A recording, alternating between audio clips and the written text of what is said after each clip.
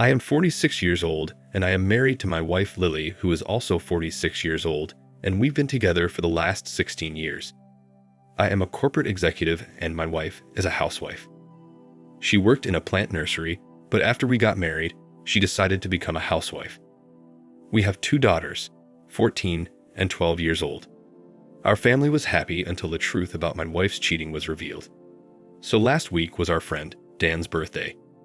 He has been settled in another country for the past few years, so we called him via video at midnight to wish him well. After wishing him, all 4 of us, myself and my wife, along with Dan and his wife, were busy making small talk about work and life. He had no other plans for his birthday, so we decided to virtual socialize and relax a bit. His wife suggested that we could use Chromecast for WhatsApp video calls through the TV so we could relax and have a good time together. My friend's wife and Lily are also good friends, and we often hang out when they were in town. Anyway, Lily connected her phone to the TV since the remote TV control app was already installed and active on her phone. We grabbed some beers and appetizers and enjoyed the virtual feast. After a while, Lily got dizzy and dozed off on the couch while Dan and I continued to chat. His wife was asleep as well. After about 30 minutes, the call was interrupted due to internet fluctuations and my wife's WhatsApp screen appeared on the TV. I was about to call Dan back when I noticed about 15 unread messages from a man named Bridge of Life with a heart emoji. I was a bit surprised because it wasn't me. Curiosity got the best of me and I clicked on the avatar and discovered it was her childhood friend Max. I had met him a million times since we got married because my wife was close to him. They were neighbors and high school friends. She once told me that everyone around them, both in the neighborhood and at school, thought they were either dating or would eventually date each other. However, that didn't happen. According to her, she didn't see him as a romantic partner. Plus, Max had no interest in women. At this point, Max was lonely. It didn't bother me so much seeing my wife's lifeline because she told me that he wasn't interested in women.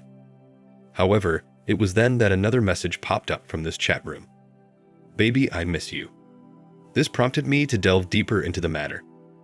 I opened Max's chat room conversation and discovered that my wife had been texting him through her phone the whole time. Unfortunately for him, she had unexpectedly dozed off without kissing him goodnight, and so he blasted her WhatsApp. After getting a blue check mark on his messages went like this: "Why aren't you answering? Is everything okay? I can't sleep without your kiss goodnight. This can't be a conversation between good friends." By then, I was sure their relationship went beyond friendship. I scrolled through the chat room and found that they were texting almost every night. My goodness, what dark conversations they had. While my wife slept peacefully on the couch, I went over all the dirt she had endured with her lover friend. The chats occasionally flashed X-rated photos and nude pictures in between that gave me chills down my spine. I was in a daze, but I wanted to know everything that had happened between them. I didn't know how to take screenshots of these conversations on the TV, so I used my phone to snap images on the TV screen. After taking 6 pictures, I was done. I didn't care about collecting evidence. I wanted to know how and why. I wanted to scream out loud and vent my frustration, but I didn't know how to confront her. It was 3 a.m. and I was already under countless beers combined with several shots of whiskey. I barely had the energy to move or even think. I just kept scrolling through the chat room, seeing my failed marriage in front of me on the big screen. At that moment, everything seemed groundless. She shared every tiny detail with her lover, even the details of our intimate moments. In fact, after every private moment between us, she repeated the same with him to compensate for his feelings. I felt disgusted. I wanted to know when it all started, so I kept scrolling, but it seemed like an endless sea that gets deeper and deeper. By then, the messages from Max had stopped coming, and there was dead silence in the house. I felt haunted. I grabbed the pillow lying next to me to make sure I wasn't dreaming or hallucinating. I was still mindlessly flipping through the pages when Lily suddenly woke up from her nap. The sleepy head suddenly boiled when she saw her double life on the TV screen. She immediately snatched the remote from my hands and turned off the TV. She then pounced on her cell phone and unplugged it from the TV. I just continued to stare at her, stunned. I watched as she opened a WhatsApp chat, browsed through her lover's chat, and then closed the app with a deep sigh. That long sigh was a sign of surrender as she realized that I knew everything. She took my face with her hands and moved closer to me, saying, "Baby, I can explain. Please listen to me." I looked at her and replied, "Of course, you can explain." She was surprised by my response. She expected me to overreact and not listen to her. I was almost passing out, partly from the alcohol and mostly from unraveling the truth. I repeated, "Damn it, explain it." She couldn't find the words. I said, "You know what? Don't try. You know you're ducked up." Saying that, I limped and headed for the bedroom. She followed me. I turned to her and asked her to stay, simultaneously slamming the door in her face. I heard her knock a few times, but I soon passed out. The next morning, I woke up with a heavy head and had almost forgotten what had happened the previous night. I left the room to get a bottle of water because my throat was dry. When she saw me leave the room, she rushed to me. And with that sight came all the painful memories of last night. She tried to hug me, but I asked her to pull back. She pulled back with tears in her eyes and a puppy dog face. She told me that I had misunderstood. I ignored her and went to the fridge to get a water bottle. She kept nagging me that I was overreacting and he was just a friend, and that they never had any physical relationship, only in chat rooms. It was just healthy flirting. I wasn't ready for a confrontation yet, but her lame excuses flustered me and I yelled louder. "Really? Who in the world sends naked pictures to male friends? And what does this sexting mean? Wasn't he supposed to be interested in women? Then how the hell did he find interest in your intimate parts?" It was a Saturday morning, and thankfully my kids weren't home. They were with my parents this week to enjoy summer vacation. I stared at her begging for an explanation. My mental state was pathetic. I wanted to get to the bottom of the situation, even though I knew she would break me in pieces. I wanted her to confess all the details of her crime. I drank the whole bottle of water in one go, and then asked her to confess everything from the beginning, or else I would beat up that two-faced lover, the black and blue one. This time, instead of hiding or begging, she revealed the truth. She admitted that she and Max have always been lovers. They had started a physical relationship in high school and had continued it ever since. However, Max was a lazy bum and bluntly told her that he couldn't afford to provide for her. To give a little context about Max, he dropped out of high school and never earned a penny on his own. His parents have purchased some decent properties in the suburbs, the rental income from which allows him to keep his expenses afloat. However, it's not enough to pay for two people. I met his parents a couple times during a visit to Lily's house. They were concerned about Max's laziness and asked Lily to advise him on how to get a job or start a business. Everyone except Max was worried about his future. Anyway, back to the track. Lily admitted that she had broken things off with Max many times because of his commitment issues, but he had always managed to win her back.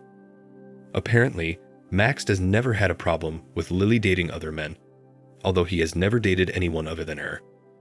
She had a couple boyfriends before we started dating, so it sounded plausible to me, although surprising. What kind of lover does that? I know. Maybe a lazy one. I asked her if they were so close, why didn't she marry him? She said Max would never have been able to provide her with a good lifestyle. Besides, Lily never had a stable job either, and she never even dreamed of being the breadwinner of the house in her career, so she decided to be a sponger and lead a double life. I asked for one last question, if the girls were mine or Max's. She swore they were mine, but I wasn't convinced and still doubted her. She offered to take a DNA test if I wasn't convinced. She said she couldn't risk having children with Max because she was afraid that if her truth was revealed and I abandoned the children, she was sure Max wouldn't be able to raise them even if he wanted to. I don't know if I should be relieved to know that at least the kids are mine. I asked her to leave the house or I would reveal her truth to everyone, even the girls. They may be young, but they are smart enough to realize the truth. She begged me not to tell our daughters, saying they would hate and disrespect her. I filled my water bottle, grabbed a few beers, went into my room and locked it. I sat in front of my laptop and stared at the screen for over an hour. I didn't know what to do next or who I should talk to. The truth was killing me from the inside out. I was suffocating. After emptying the bottles of beer, I left the room, grabbed my car keys, and drove to my relative's house, which was 40 minutes away. My mother-in-law answered the doorbell with a pleasant smile. but when she saw my red face, she realized something was wrong. She called my father-in-law, who ran out of the bedroom and sat me down. I was sweating and shaking with anxiety. I told them I didn't know the best way to confront it, telling them everything. As I revealed the horrible truth, my throat went dry and my body temperature spiked. In the middle of this conversation, we heard someone knocking on the door. It was Lily. She burst into the house and asked me to leave immediately. She said it was our own business and that we should deal with it rather than involve her parents. The next few hours were a series of emotional rage and confusion. I rebuked her for cheating on me for 16 years, while she brushed it off as a simple casual relationship that meant nothing to her. Gradually, she shifted the blame to me for manipulating her parents against her, and I defended myself. Relatives took my side and scolded her. I spent the entire weekend drinking, passing out on breaks, and filling my stomach with alcohol. The next day was Monday. I went to work feeling defeated and exhausted. At the office, I did a Google search for some divorce attorneys and made an appointment with one. Upon returning home, I found some of her things missing. I guess she came home while I was gone, packed up some things, and left. I didn't bother to check on her. She texted me, letting me know she was staying at a hotel to give me time to cool off.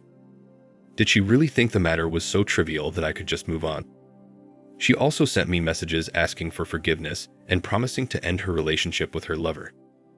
That Tuesday, I met with an attorney and shared my concerns about my daughters. The lawyer advised me to tell my children gently about the breakup and not to get into details because they could be mentally traumatized. He also said that since my wife was unemployed and given the nature of her affair, I had a good chance of getting custody. That same day, my parents called Lily to get the kids out of the house. They were still unaware of the situation. She came home with the kids as I lay on the couch in exhaustion after a stressful meeting with the lawyer. I avoided talking in front of the kids and went to my room. When she came into the bedroom, I told her to tell the girls about her cheating. She started sobbing and begging me for forgiveness. She kept saying the girls would hate her for it. I think they should. She deserved to be hated. What else do you expect after 16 years of cheating on your family? The lawyer said it would take about a week to send Lily's divorce papers, so I had a week to settle things with both kids and parents. I told her I was divorcing her. She reacted like it was a big deal. She said the kids would be traumatized by the divorce. I wonder where her maternal feelings have been buried all these years. I stated that my decision was final and gave her an ultimatum within a week to confront the girls as she wished, or I would tell them the truth. I grabbed some pillows and dozed off on the couch in the bedroom. All that week, I left the house early in the morning and came in late at night. As the weekend approached, she wailed and cried all night, sometimes so hard that I woke up. I felt sorry for her, but how could she do this for so many years? What was she thinking that she would never get caught? She had many opportunities to cut off her lover, but she still continued with him. Our private conversations, my insecurities, my deep dark secrets, everything, she left open before her lover. How could I forget it all? Friday night, she told me that she had planned an outing to tell the girls the next day. I nodded. Saturday after breakfast, she told the kids that we had news for them. She said I was going to be transferred to another country, so I would be gone for a few years. I was stunned as my daughters looked at me. I sarcastically asked her in front of the girls, "That means I have to move out of the house, right?" She rolled her eyes, signed for me to shut up. She said, "Well, in that case, if the house is too big for the three of us, we can move to my parents' house and find a smaller place later." The girls were puzzled by this. They were young but not stupid not to understand the game she was trying to play. My youngest daughter said that none of what she was saying made sense, and my oldest asked us point blank, "Are you guys getting a divorce?" I looked sternly at Lily and urged her to tell the truth. She sighed and broke down. The girls looked at me for answers. I told them that they were right about our divorce. I explained to them that we no longer felt compatible with each other. My oldest daughter claimed that I might be having an affair, and that's why their mom was crying. She took her mother's hand and asked if I was cheating on her. Instead of clarifying the situation, Lily just hugged her in anticipation. The girls looked at me with disgust. I had lost my mind over this manipulative woman. I was stunned to see her flip the table around me. I told my daughters how I found out and what their mother was doing, of course, filtering out the plus content. Lily yelled at me for recanting. She told me that I had given her the right to give the girls any explanation as to why I didn't support her when she told them about my transfer. The situation got out of hand, and I decided to put an end to Lily's manipulation. I called my parents and Lily's parents and asked them to come over as soon as possible. They both lived 40 minutes away, and within an hour, all four of them were at my house. That hour was a nightmare I will never forget in my life. My daughters were crying while hugging me and seeing this. Lily was struggling to comprehend her actions. She even went so far as to paint me as a liar and manipulated the girls against me. She only stopped when I told her that I had pictures of those conversations. My parents were shocked to see us in such a state. I recounted the incident briefly. Everyone despised Lily for such a disgusting act. She kept sobbing and begging for forgiveness. For a moment, I felt sorry for her. It pained me too to see her in such a state, but she bought it for herself. Instead of painting me as a villain in front of my daughters, she could have just told them that we had fallen out of love or something like that. But she wasn't ready to admit any guilt on herself, and now her ugly truth lay naked before the eyes of everyone, including her daughters. I made it clear that we were proceeding with the divorce and the girls would be with me. I asked her parents to take her away. Even the girls asked her to leave. My parents decided to stay for a few weeks and take care of us. It really was a difficult time for us, but we are glad we came on strong. I signed up for therapy for all three of us, and we are in a much better mental state now. My divorce proceedings are ongoing. Lily has demanded a share of my house, and I am contesting it because she doesn't deserve a penny. Surprisingly, she has not contested custody of the children, making it easy and obvious for us to understand her priorities. During the confrontation, and even afterward, Lily promised to cut all ties with her lover. However, after she moved in with her parents, she was caught visiting her lover's house. Her siblings caught her and humiliated her to the point where she eventually had to leave the house. Her parents humiliated Max for his actions and reported it to his parents. The last thing I know is that his parents refused all the rent he was getting on the property and asked him to make a living on his own while Lily works as a sales agent at the showroom. I don't think about her anymore. I focus on raising my daughters and giving them the best I can. Wish me luck. Thank you for watching. Like, comment, and subscribe if you enjoyed the video. Until next time, I'll see you again. Take care.